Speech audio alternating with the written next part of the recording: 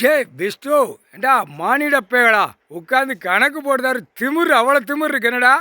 ஒரு எறும்பு மூலியமாக இப்போ அடிப்பார், ஒரு எறும்பு மூலியமாக கடவுள் அடிப்பார். இப்போ பார், பட்டணம் தட்டுறது எறும்பு மூலியம், அதான் நாய் காய்ச்சல் குரங்கு காய்ச்சல். குரங்கு மாதிரி போகிறான்ல எப்படி, அதாவது குரங்கு ஐயா சாப்பாடு இல்லைன்னா அது பார்த்துக்கிட்டே இருக்கும்.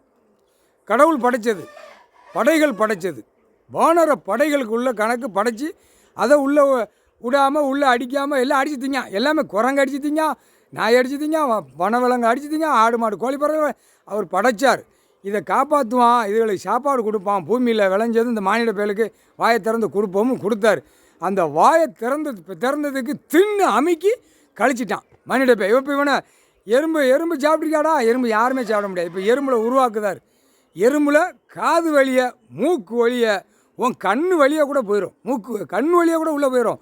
தோண்டி குதறி எடுக்கல என்னடா ஜீவா, ரோட்டுக்காட்டில் உன் பல்லு வரிசை 32 பல்லு வரிசை கட்டிடா, கடிடா. படிப்பு கல்வியை இப்போ எறும்பு மூலியமாக கணக்கு முடிக்கார்.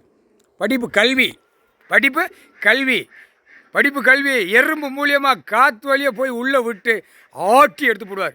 முக்கால் சத்தியம் ஏண்டா, சாதிக்கு சாதியாக கடிக்க விடுவார். சாதியாக இவர் காதில் சொல்லுதான்ல, 7 ஜாதி 10 ஜாதி 20 ஜாதி 30 ஜாதி நாங்கள் வச்சுருக்கோம்னு இவர் காதில் ஊழை எடுத்து இல்லைடா, ஊழை இடுதான். காலையில் இருந்துச்சுன்னா ஊழை விடுவான். மணி 1 மணி நேரத்துக்கு ஊழை இடுவான். ஊழை இடுறா, நான் இப்போ எறும்பு உள்ளே விட்டு கொடையை விடுதேன் சிட்டி கிராமத்தில் அப்படின்ட்டார். எறும்பு நாய் காய்ச்சல், அடுத்தாப்பில் குரங்கு காய்ச்சல் வர்றதுதான் வானரப்படை வெளியில் கிடக்கான்ல, வானரப்படைகள் புரியுதாடா. மாநிலத்தில் வானரப்படை வெளியில் கிடக்கானா, பாடலில் தள்ளி வச்சுக்கானா, அதுக்கு தான் அப்போ உயிர் உண்டாக்குவார். அவனுக்கு உயிர் உண்டாக்கலை, வெறியில் இருப்பான். வெறியில் நிற்கலை, யாரை அடிப்போம் யாரை கடிப்போம் அவன் நிற்பான். வானரப்படை யாரை அடிப்போம் யாரை கடிப்போம், பூரா நம்மளை பாழாக்கி நம்ம குடும்பத்தை பாழாக்கி நம்மளை வெளியே தள்ளியிருக்கான் அப்படிங்கிற எண்ணத்தில் கணக்கு மனசில் ஏற்றி இதயத்தில் ஏற்றி உள்ளே தள்ளுவார். தள்ளையில் தான் அடி வாங்கியே வருவான். எல்லாம் யாரார் தான் பார்க்க மாட்டான். தப்பு செஞ்சு வச்சுருக்கா அனைத்தும் உட்காந்து கணக்கு போடுதாரு. நீ என்ன விளாண்டுக்கிட்டு இருக்கியா அப்படின்ட்டார். முக்கால் சத்தியம் எல்லாம் கைலாசத்தில் சுற்றி எல்லாம் பவரை ஏற்றிட்டார். சுட்டரித்து எரிச்சு போடுவார், எரிச்சு சாம்பலாக்கி போடுவார். முக்கால் சத்தியம் பவரை ஏற்றிட்டார். கைலாசத்தில் சுற்றி பவரை ஃபுல்லாக ஏற்றிட்டார். இப்போ உள்ளே காலை வைக்கிறவன் போகிறவன் வாரவன் அவன் குடும்பம் சாம்பலாக போகும், நோயில் போகும்.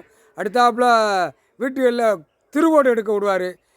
எத்தனை வகையில் வச்சுருக்காரோ அத்தனை வகையில் அப்படியே சோழி முடிச்சிருவார். கடவுளால் தான் முடியும். முக்கால் சத்தியம் போட்டாச்சு கணக்கு போட்டாச்சு. முக்கால் சத்தியம்.